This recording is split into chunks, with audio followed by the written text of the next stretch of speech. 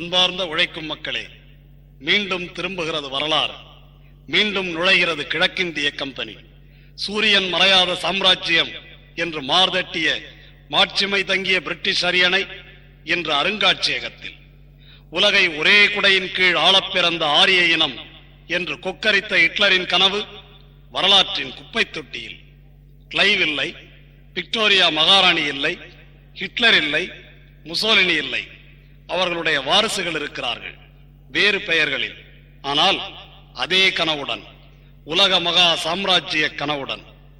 ஒரு கிழக்கிந்திய கம்பெனிக்கு பதில் பல பன்னாட்டு நிறுவனங்கள், தேசம் கடந்த தொழிற்கழகங்கள், அமெரிக்கா, ஜப்பான், ஜெர்மன் வல்லரசுகள் உலகத்தையே தமக்குள் பங்கு போட்டுக் கொள்ள அவர்கள் நடத்தும் பேரங்கள், சதி ஆலோசனைகள், ஒப்பந்தங்கள் என்ற பெயரில் ஏழை நாடுகள் மேல் விதிக்கும் கட்டளைகள். இந்த கட்டை பஞ்சாயத்திற்கு இவர்கள் சூட்டியிருக்கும் கௌரவ பெயர் காட் ஒப்பந்தம். நமது விதைக்கும் விளைச்சலுக்கும் விலங்குகளுக்கும் கூட உரிமை கொண்டாடும் டங்கல் நிபந்தனைகள். தேயிலையா, பருத்தியா, நெல்லா, கரும்பா, கோதுமையா, எதை விளைவிக்க வேண்டும், எவ்வளவு விளைவிக்க வேண்டும் என்று ஆணையிடும் வல்லரசுகள். கல்விக்கு எவ்வளவு ஒதுக்குவது, கட்டணங்களை எவ்வளவு உயர்த்துவது என்று கட்டளையிடும் உலக வங்கி. இவர்களின் கட்டளைகளை நிறைவேற்ற ஒரு பாராளுமன்றம், பிரதமர், மந்திரிகள், பரிவாரங்கள். இந்த மானக்கேட்டை மறைப்பதற்கு ஒரு கொடி. கட்டபொம்மனையும் பகத்சிங்கையும் தூக்கிலேற்றிய தூக்கு மரத்திலேயே தங்கள் கொடியை பறக்கவிட்ட இந்த காங்கிரஸ் துரோகிகளிடம் வேறு எதை எதிர்பார்க்க முடியும்? எனினும் இது துரோகத்தின் கலர் நிலம் அல்ல, தியாகத்தின் விளைநிலம். தங்களது வியர்வையால் இந்த மண்ணின் நிறத்தை மாற்றியவர்கள் தங்களின் நிறத்தை என்றுமே மாற்றிக்கொண்டதில்லை. அவர்கள்தான் இந்த மண்ணின் மைந்தர்கள், தியாகத்தின் வாரிசுகள். இது ஒரு தொன்மையான நாகரிகம் என்று சொன்னால் அந்த தொன்மையின் பெருமைகளுக்கெல்லாம் சொந்தக்காரர்கள் அவர்களே. வேளாண்மை, நெசவு, மருத்துவம், கடல் வாணிபம், மொழி, இலக்கியம், பண்பாடு இவை அனைத்திற்கும் உரிமையாளர்கள் அவர்களே. வியர்வையின் சுவை தெரியாத துரோகிகள் இந்த மண்ணை விலை பேசலாம். ஆனால் இந்த மண்ணின் புதல்வர்கள், கோடானு கோடி உழைக்கும் மக்கள் தன் தாயை, தாய் நாட்டை அந்நியனின் கால்கள் தீண்ட என்றுமே அனுமதித்ததில்லை, அனுமதிக்கப் போவதும் இல்லை.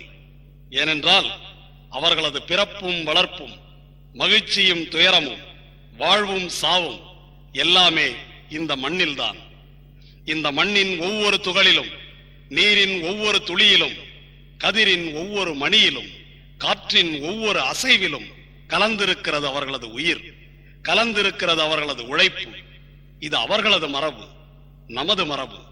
நூற்றாண்டுகள் பல கடந்து காலத்தை ஊடுருவி ஒலிக்கும் அந்த குரல், அந்த இசை எந்த அந்நியனின் தாளத்திற்கும் அடிபணியாது.